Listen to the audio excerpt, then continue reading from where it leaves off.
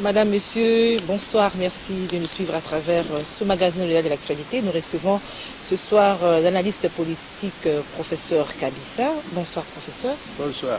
Alors avec lui nous allons parler actualité. L'actualité c'est le discours du chef de l'État à la tribune de la 76e session de l'Assemblée générale des Nations Unies. C'était donc à New York. Le chef de l'État était parmi les premiers à prendre la parole lors de l'ouverture de cette session de l'Assemblée générale des Nations Unies.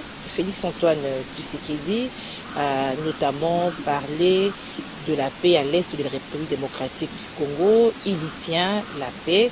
Et la journée de la paix, c'était également le 21 septembre 2021. Nous allons également parler avec le professeur Kabissa au sujet de son projet de révision de la Constitution. Professeur, de prime abord, la journée de la paix, c'était le 21. La paix en République démocratique du Congo, est-ce qu'on peut parler de la paix dans notre pays? Merci pour votre invitation. Mais moi, je pense que avant toute chose, je dois rendre grâce à Dieu parce que là, je reviens d'un périple assez audacieux. Et je remercie. La paix, il faut la définir.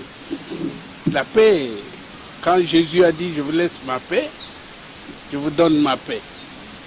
La paix, ce n'est pas l'absence de la guerre. La paix, ça veut dire que chaque personne est à la portée de ce qu'il doit, ce qu'il a besoin, de ses besoins primaires, secondaires et tertiaires. C'est ça la paix. Et la paix absolue n'existe pas. Ça n'existe dans aucun pays d'ailleurs. Il existe des aspirations vers la paix. Et donc nous, dans notre pays, à l'heure actuelle, je pense que le pire est derrière nous. Nous avons traversé une période extrêmement grave de perturbations de la vie sociale. Je pense qu'aujourd'hui, nous n'avons pas encore vu le bout du tunnel, mais nous avançons vers le bout du tunnel. Oui, je crois qu'il y a un tout petit peu l'élan de la paix. Comme a dit le chef d'État à la tribune, et que l'État des sièges a des avancées importantes qui ont été réalisées. Vous êtes d'accord avec les propos du chef de l'État? Mais vous savez, madame, ça fait plus de 30 ans qu'il règne dans le coin de notre pays à l'Est des troubles qui viennent tantôt à l'intérieur du pays, tantôt de l'extérieur. On n'a jamais pris de mesures radicales pour essayer de mettre un terme à cela. Qu'on échoue ou qu'on réussisse, mais qu'on prenne quand même des mesures. Lui, il l'a fait. S'il échoue, tant pis. S'il réussit, tant mieux. Mais il a fait et on a vu la manifestation extérieure, on le voit. Je ne viens pas ici pour parler, les défendre. Mais moi, je suis criminologue. J'analyse les choses, les phénomènes sociaux. J'ai la nette impression qu'il fait un effort pour apporter la paix. Maintenant, le résultat, nous attendons. Il faut attendre justement, parce qu'il n'y a que de rapport en rapport par rapport à il faut que chaque Congolais s'y mette. Il faut que chaque Congolais s'y mette. Le climat déserteur que je vois à l'heure actuelle ne contribue pas à la paix. Bolingana nano, bolingana kate, bolingi kochola baninga tro, bolinga kate muninga azwa. Mais bon, vous avez ndengini. Paix ezali bolingo. Na ki na pasteur moko na Bruxelles à Tuni, so bomona nzambe. Église mobima ya ba Congolais babi to mona nzambe te. Babi yango wana. Ngai na mona ka nzambe mikolo nyonso. Tala na gauche na mutra mutata na gauche nzambe na yo wana. Parce que Jésus a dit ce que vous ferez au prochain, c'est à moi que vous le faites. Mais beaucoup ça mais l'église mi paye kolela nzambe mais nzambe na yo c'est ton voisin. oyindi ye asala yo eloko te olingaka kolekisa ye na mutuka te kofinga bofingi cardinal bofingi président bofingi opposant bekofinga après bolobi nous voulons la paix mais vous êtes malades. La paix commencez d'abord par Yomoko, la paix avec vous-même.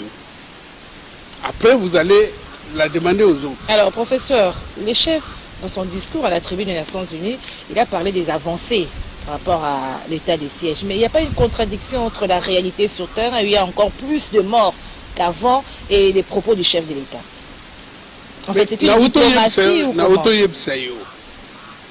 La paix ne signifie pas l'absence de la guerre. Mais la diminution aussi des États-Unis place des actions, oui. Afghanistan, Panzali le Kolambindo, est-ce qu'ils sont en paix? Entre parenthèses. La France, vous voyez qui très bien, est-ce qu'ils sont en paix? Personne n'est en paix. Sur terre ici, au cause de la paix, la paix, c'est une conquête du jour en jour. Cette conquête-là, comme je viens de dire, il faut la paix envers vous-même. À partir du moment où Bani Kolinga, Baninga, de paix et bandit. Donc, le président a tient en place. Au moins, il y a loko, disait les Funaïb Sabine. Na Congo, vous confondez pays, l'État n'a pouvoir. Aux hommes, pays est l'État, l'État est à pouvoir. Pays est à étendre, tout ça, ma belle, tout, n'a battu la carte. Ça, c'est le pays. L'État est allé, armée, police, gouvernement, parlement et tout. Mais pouvoir est allé, mi bio, pas sous la majorité, pas sous l'opposition, pas Luka. Bazoua occupe instrument wana pour servir. Donc ceux qui veulent monter au pouvoir, le pouvoir qui veut occuper les instruments wana, c'est ça.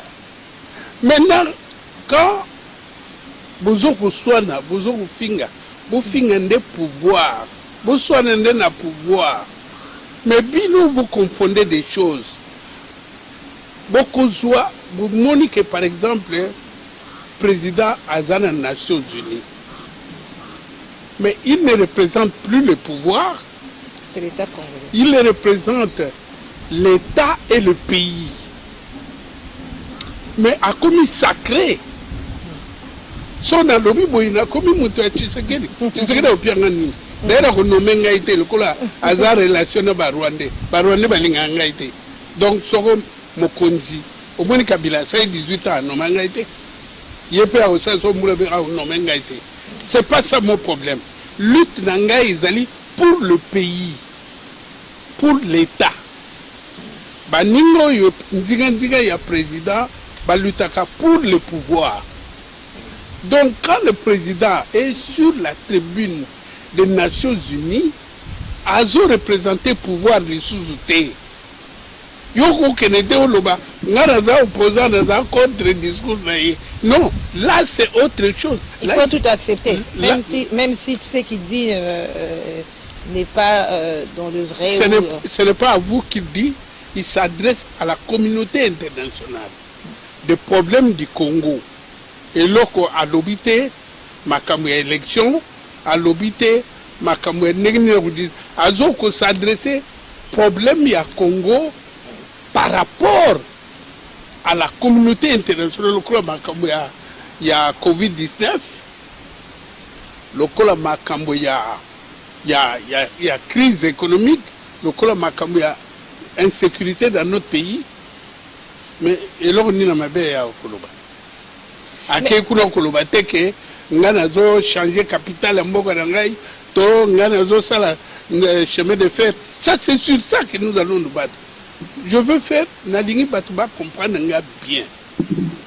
L'État n'a pays. Et ça, Biloko, Batouchakate, Babengango, le sacré. Tandis que pouvoir, groupe bescro bakokozwa pour bayokani baye kozwa instrument de l'État. L'État est appelé comme instrument pour gérer le pays. Et ces instruments peuvent être accaparés par un groupe d'escrocs. Ils sont critiqués. Mais à partir du moment où c'est au Koutani, le ministre des Affaires étrangères, tout le monde président, a accueilli Kuna Kubunde la Bisso. Bilo Bobundisiye. Donc, notre voix à nous, Congo, et Koyo Karate, Batumususu Bakuloba. Donc, accueilli Kuna, accueilli Pona, pouvoir te accueilli Pona, pays. Alors, tout distingue à Kabilo, on a bien. Pour que Moutoualo va dire, à combien Moutou Tshisekedi, à combien Moutou. Vous voyez bien que je suis indomptable. Alors, professeur, nous sommes en train de parler sur la paix à l'Est avec le discours du chef de l'État. Il tient à la paix. L'état des sièges ne sera levé que quand les circonstances qui l'ont motivé vont disparaître. C'est-à-dire que ceux qui attendent la levée de l'état des sièges doivent avoir encore de la patience. Hein? Mais pour cela, faire état des sièges de la forêt. Moi, je veux savoir. Normalement, mais si vous avez circuler,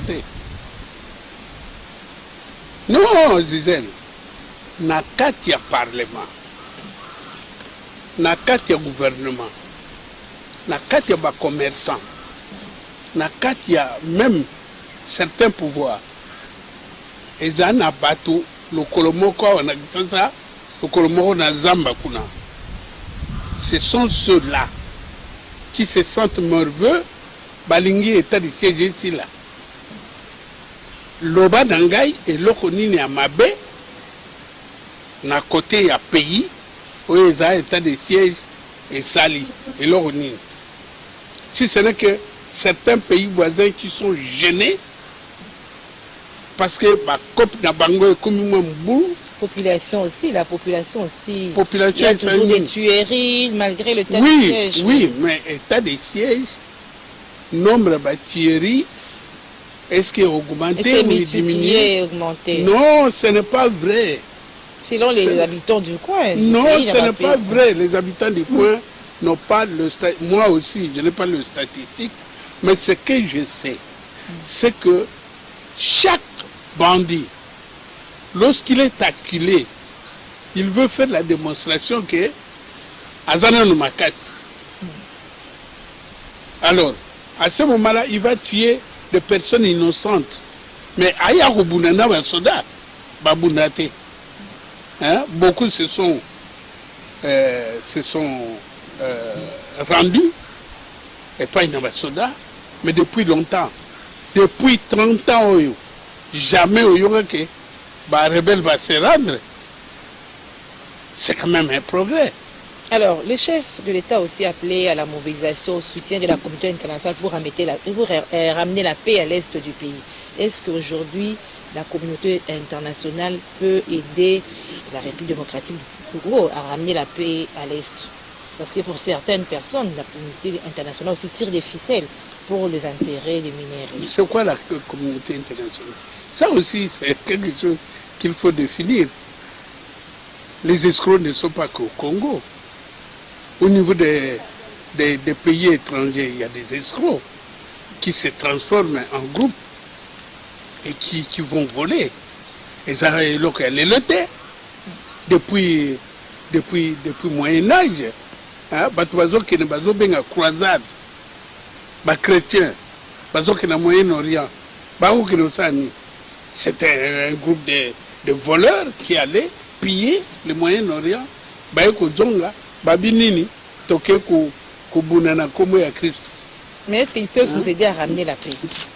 Mais la paix, Gisèle, je vous dis et je répète, commencez d'abord par vous-même. Vous en avez la paix.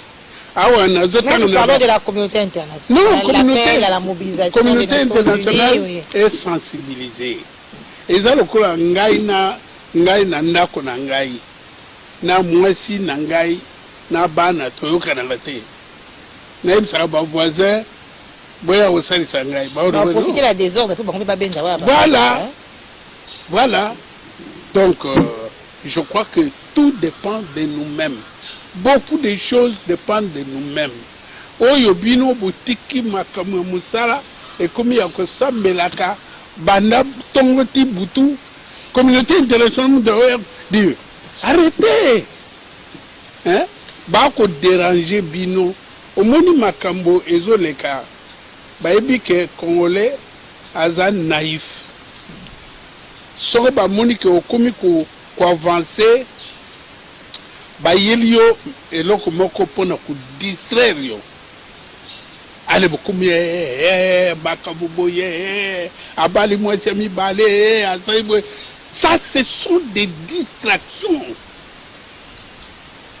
ça ce sont des distractions tana problème munene na mboka na kati ya gouvernement d'institution ils ont fonctionné surtout l'enseignement primaire et secondaire toi enseigner bana na biso ndenge nini pour que dans les jours à venir qu'ils soient en compétition d'égal à égal na bana mboka mususu wana mutazo réfléchir te jugement na biso na cours de tribunaux toko sala ndenge ba belge batika ba belge baninga ba chanja ba koma mutika biso tuzabe ndenge wana c'est sur ça qu'il faut réfléchir mais maintenant boye na makama buzo ba pas les réseaux sociaux pleins pour parfois pour la vie privée des individus est-ce qu'il y a un mboka hein? Alors vous dites est-ce que le président Akelo Bakuna est-ce que Batouane Tala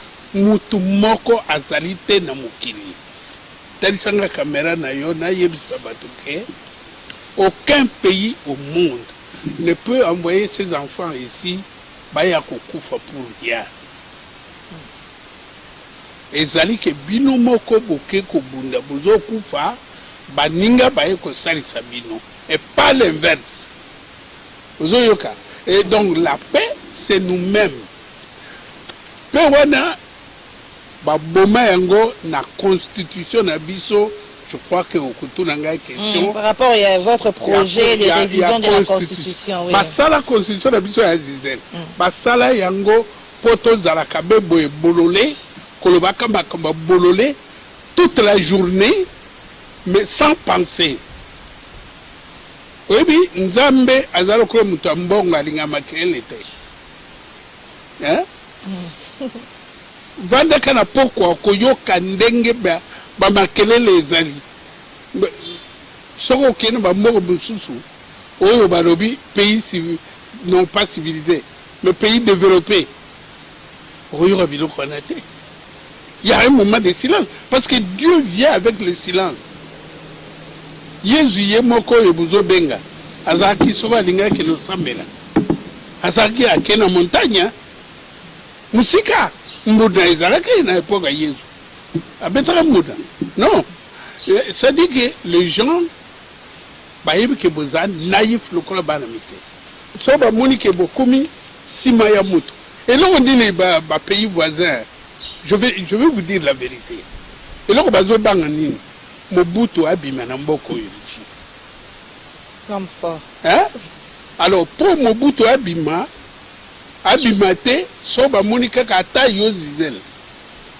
ba Congolais nyonso ba kumi sima na yo ba kobimisa eloko moko ba yebisi ba Congolais bo pandani ne je wana bozo comprendre te mais le ko ngana zo lo baboye jamais au grand jamais okoyoka ke Kabila nommé ngai Tshisekedi a nommé non parce que pays wana baza très intelligent bien organisé ils vont pas nommer quelqu'un qui a un projet de révision de la constitution voilà il est dangereux au pied comme Mokotondoki tout américain et voilà. Alors professeur, où vous en êtes avec votre projet de révision de la constitution? Le projet c'est un draft. Oui, le draft. Ce draft là a démontré noir sur blanc que la constitution est un piège. Tant que tout ça nango tokobongaka jamais Jamais, jamais, jamais. Nous sommes le seul pays en Afrique centrale et même en Afrique tout court, le seul pays où l'État a 3 tours dans la Constitution. Dans la Constitution. Oui, mais qu'il y a un Kaba, soit Azalaki jeune. Oui, mais que Félix Tshisekedi, soit Azalaki moine ya opposante, bitumelinge bima waya somo. Ah, ouais, dans beaucoup. Ngaraza criminologue. Je ne vois que ce qui aurait dû arriver. Mais bino, vous avez une distraction de bino pas. Si le gouvernement Lobaka n'a qu'aucun été, Félix Péabi, Kende. Il est sur la wapi. Kassavubu Lumumba. Vous comprenez? Mais batia a une constitution. Alors, quels sont les articles qui fâchent dans la Constitution? Mais il y en a beaucoup, Madame Yanas. Combien j'ai compté? À peu près 52. Beaucoup. 52 articles. Et on ne peut pas modifier 52 articles. Et d'ailleurs, certains articles, Baloba Moutasi Mamoté. Province. Oh, province, toi qui as 11, partie 26. Talalelo. Province, tranquillité, Ezali. Ezate. Bon, Bolungo Kuna, Baloba, c'est que le sol et le sous-sol appartiennent au peuple congolais. Non. Babi, l'État exerce la souveraineté sur le sol et le sous-sol. L'État, ce n'est pas le pays. Or, le sol et le sous-sol, c'est le pays. Vous comprenez?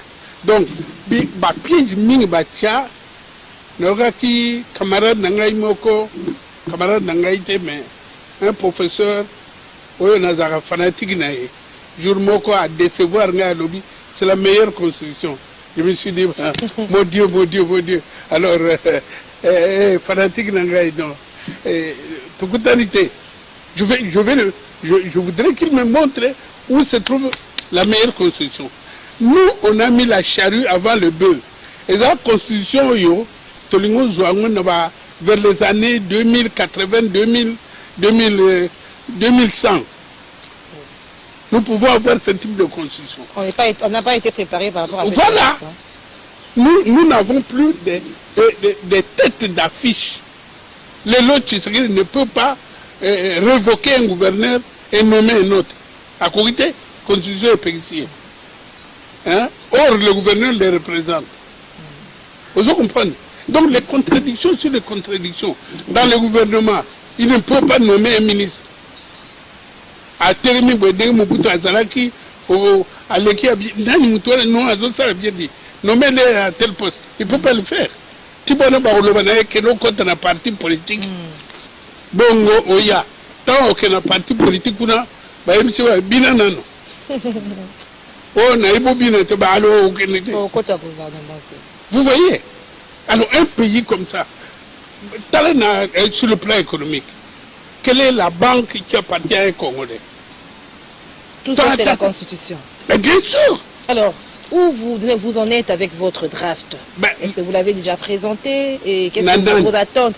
Nanani, parce que draft d'Angaï, Soko, tu sais qu'il y a Juyango, il veut changer la Constitution.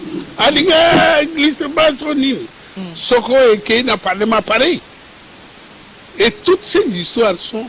Je veux revenir dans le résumé que nous sommes ça là. Bokanisi bozo sala na volonté de Binono, c'est préparé par les ennemis de notre pays. Pour Bayebi Bino, Bayebi comment vous tournez en bourrique. C'est tout. Donc, Constitution wana ezali. Tant on a Zoya, un service d'enseignement, il y a pays voisin, Balobi nanga yo Tshisekedi ko yamayote. Ah bon? Et puis, na Komawa, ma bengi concertation, mon canal n'a commis ma kabutu preuve. Président Yebinga très très bien.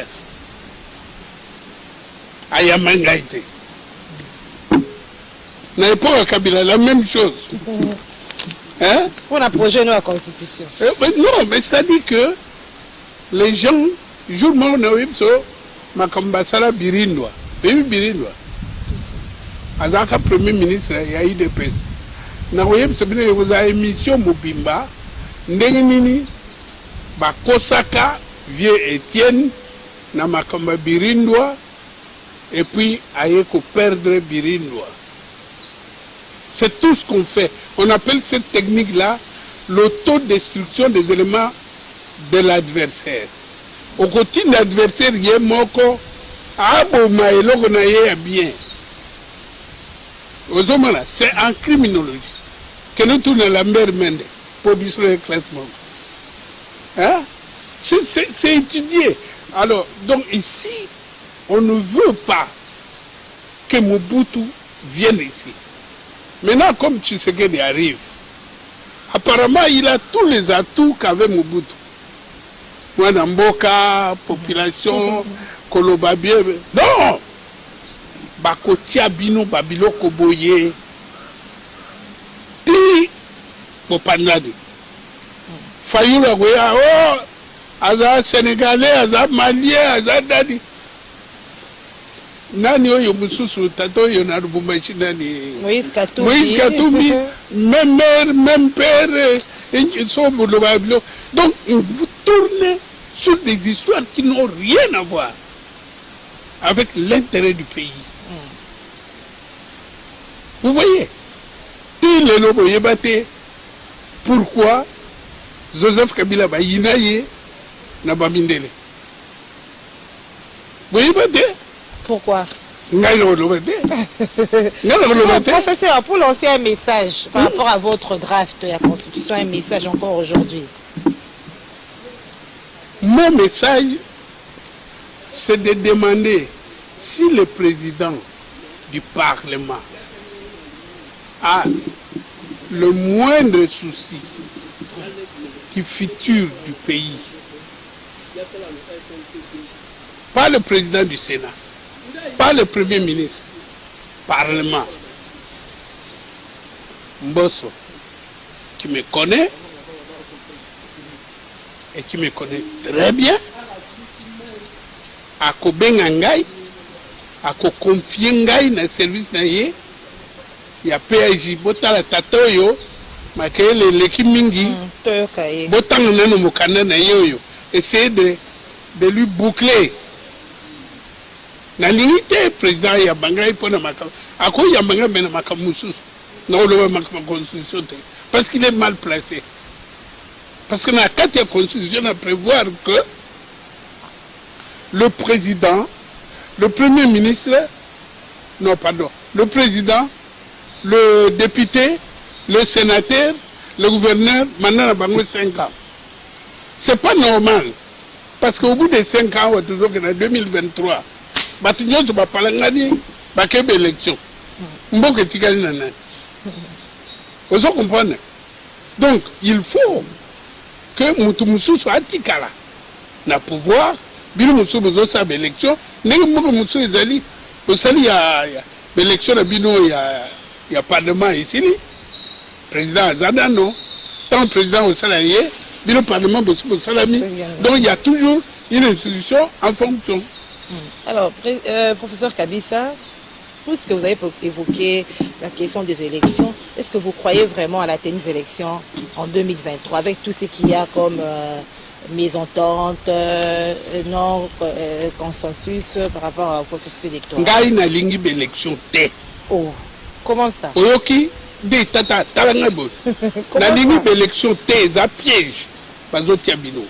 Et ça piège. Piège. Pourquoi 2006, l'élection est salami, bitoumé bimi. 2011, l'élection est salami, bitoumé bimi. 2018, l'élection est salami, bitoumé bimi. Et c'est là qui te banda. Pourquoi il y a, au lieu que ce soit une fête, et comme un deuil? Mal organisé peut-être. Mais c'est ça qu'il faut. Quels sont les facteurs endogènes, exogènes qui font que les élections dans notre pays deviennent une occasion de deuil? Tosali en voté. Nanga, so comme nanga son nani. Cet escroc-là, je l'appelle et j'assume. Non, il faut retirer. Bon, Italie. Abimisi ma poche naye pas élection provinciale. Oh, l'élection provinciale, Batubaza Kuna, moi j'étais candidat. Batubavani Kuna Bazo de la lobby, Basa la compilation, et puis une proclamation. Il y a déjà qui va. Vous savez, Babylone, on a tout. Il faut organiser ça au sérieux. Et sont ok, élections et à la fête. Et pas les élections comme ça. La démocratie ne veut pas dire élection. Vous ne pouvez pas aussi dire glissement, parce que si vous ne voulez pas l'élection, Je il y ne aura parle glissement. pas de glissement, piège. Ce sont des pièges. Ce sont des pièges, madame, parce que... C'est aussi des pièges, des pièges quand il y a dépassement de délai constitutionnel par rapport à... Ce n'est pas dépassement, c'est depuis... Vous me connaissez bien que depuis les débuts du mandat de Félix, je parle de l'organisation des élections, n'est-ce pas? Depuis la télévision Nayon, dont on a l'orité pour combien est égalé 2 ans. Donc ça l'élection, mais on a le péché à Vinangaï, na lingi d'élection dans le contexte à Boyété, parce que c'est la guerre qu'on prépare de nouveau. Dans le contexte, on a commis, oyo afinga, oyo atala, oyo, et commis Mouboulou. Notre vanité. Donc, moi, je ne veux pas que dans la situation actuelle, sans qu'il y ait un apaisement pour tout le monde, que nous partions aux élections. Voilà. Voilà.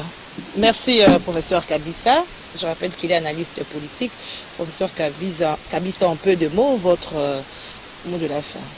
Donc, le mot de la fin, c'est que je demande à tous les Congolais de mettre chacun de l'eau dans son vin, de regarder le principal, de ne pas s'attarder sur les accessoires. So mutwaye ko yebso moi si le yo azobima na mutu tuna ye yo oyo yebisingai intérêt na yo nini. So mutwaye ko yebso yo tata na yo ayibi mbongo loba na ye yo zaki wa pitango ayibaki mbongo. Ozo comprendre? Hein? Il fallait obéir. Voilà. Il faut toujours demander l'origine des choses, la motivation de l'autre, mais pas pêcher information. Et ça, allez, toi aussi, non. Les réseaux sociaux sont des facteurs de distraction. Bokeba, bokeba, bokeba. Vous n'êtes pas préparé, moi non plus d'ailleurs, dans les réseaux sociaux, ils ont le bimisika. Alors, nous n'avons pas encore codifié le mode de fonctionnement des réseaux sociaux. Nous perdons notre temps. Je disais, pardon, na olobelo moko. Bana mindele, pour na utikuna, 80% va utiliser Google comme une école. Soka olobi na ye lomo pas à que tout le Google. Bana nabiso, c'est pour le porno. Pour le biloka buzoba, pour la nini. Même Google oyo, et yelibiso nandako. Mais on peut devenir docteur sans quitter sa chambre. Mais pourquoi nos enfants ne sont pas incités à ça que dans des bêtises? Baloka biso. Hein? Donc, Yangwana, Nali, vraiment, moi, je m'en tiens à la jeunesse. Parce que pour nous, c'est trop tard. Mais lorsque vous serez en compétition avec les autres jeunes, moi, c'est là où je me soustrais. Moi, c'est ma part. Merci, professeur Kabissa. Merci d'avoir répondu à notre invitation. Merci à vous, fidèles téléspectateurs du magazine Au-delà de l'actualité. Nous retrouvez-nous chaque mercredi à 21h10 et jeudi à 13h30 sur Canal Congo, bien sûr. Au revoir.